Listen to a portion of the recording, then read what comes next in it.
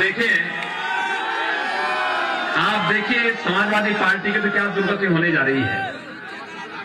अखिलेश यादव यहीं से सांसद है ना, तो विधायक भी तो उनको आजमगढ़ से ही कहीं से लड़ना चाहिए था। मैं गोरखपुर से सांसद था, विधायक का चुनाव गोरखपुर से लड़ रहा हूं। एक भी दिन प्रचार करने की आवश्यकता नहीं पड़ी, वहां जनता स्वयं चुनाव लड़ रही है, एक एक जनता चुनाव लड़ रही है।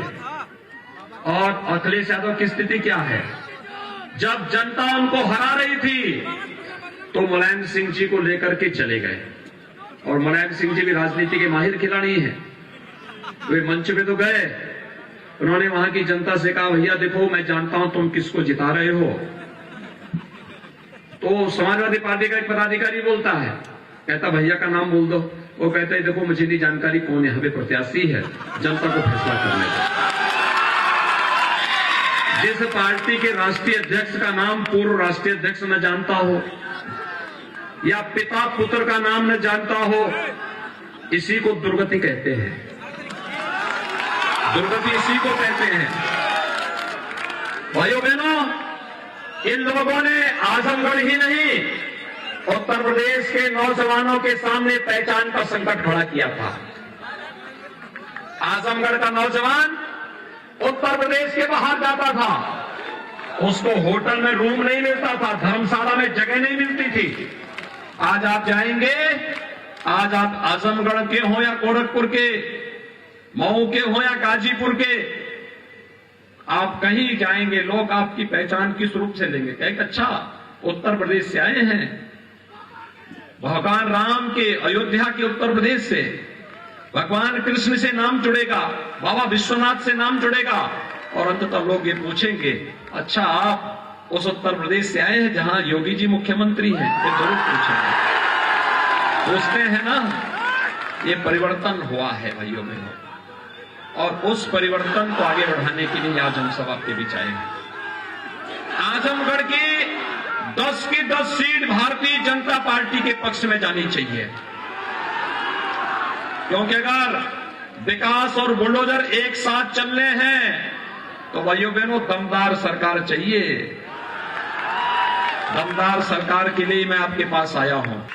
हमने विकास दिया है आजमगढ़ में। पिछले 5 साल के अंदर कोई दंगा हुआ, और नहीं तो यहां पर एक बार मुझ पे ही हमला हो गया था।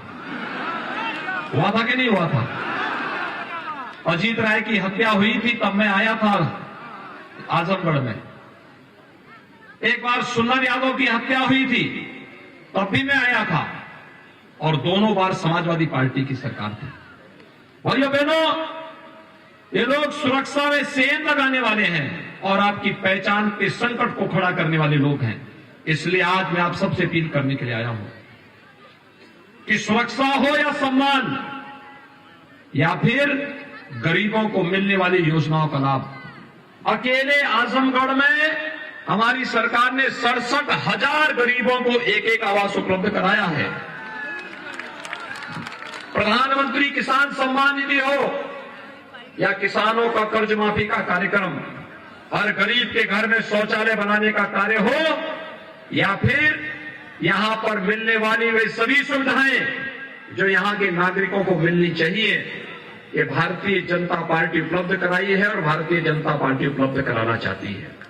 और इसलिए विकास की भी, सुरक्षा की भी और गरीब कल्याणकारी योजनाओं का लाभ बिना भेदभाव के हर एक नागरिक तक पहुंच सके, इसके लिए भारतीय जनता पार्टी का जीतना आवश्यक है। मैं आजमगढ़ वासियों से पूछना चाहता हूं, क्या 5 साल पहले आपको बिजली मिलती थी क्या? आज तो बिजली मिल रही होगी ना। वर्तमान में देखिए, 5 साल पहले बिजली की भी यहां जाति और मजहब हुआ करता था, चेहरा देख करके होता था। आज तो जहां जहां हमारे विधायकों ने कहा, उन गांवों में विद्युतीकरण का काम हो गया है। जो गरीब विद्युत का कनेक्शन नहीं ले सकते थे, उन्हें फ्री में कनेक्शन भी उपलब्ध कराए गए। और यही नहीं, कोरोना कालखंड में प्रधानमंत्री मोदी जी के नेतृत्व में कोरोना से बचाव करने के लिए जो अभूतपूर्व कार्य हुआ, दुनिया में उसकी सराहना हुई। फ्री में टेस्ट, फ्री में उपचार, फ्री में वैक्सीन। कितने लोगों ने वैक्सीन ले लिया? अच्छा, मुझे एक बात बताओ, वैक्सीन का पैसा तो नहीं लगा, फ्री में मिला है ना? देखो, सपा या बसपा की सरकार होती तो ये सब मार्केट में ब्लैक हो जाती।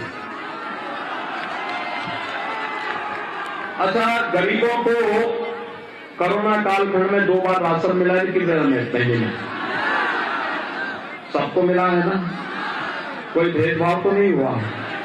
सबसे अपील करने की आवश्यकता है, सबको बोलने की आवश्यकता है कि भाजपा जीतेगी तो विकास लाएगी, भाजपा जीतेगी विकास कार्यों को तेज करेगी, भारतीय जनता पार्टी जीतेगी गरीब कल्याणकारी योजनाओं को लेके आएगी, और भारतीय जनता पार्टी जीतेगी आतंकवाद का भी सफाया करेगी और माफिया और अपराधियों को बुलडोजर से रौंद करके उनके अवैध कमाई को सरकारी खजाने में जमा करके गरीबों में बांटने का काम भी करेगी।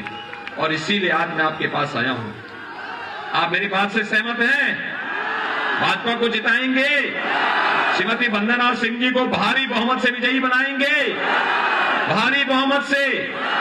लेकिन इसकी शर्त एक है, अभी आपके पास अगले 3-4 दिन का समय है, घर घर जाना होगा और एक ही बात कहने की आवश्यकता है, मोदी जी का और योगी जी का संदेश घर घर को पहुंचाने की आवश्यकता है कि सुरक्षा के लिए, गरीबों के कल्याण के लिए, नौजवानों के रोजगार के लिए और महिलाओं के स्वावलंबन के लिए,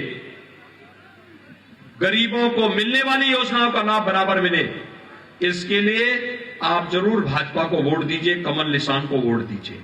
आप जाएंगे सभी लोग? शर्त एक, चुनाव के दिन पहले मतदान, फिर जलपान, पहले मतदान। सभी लोग सहमत हैं?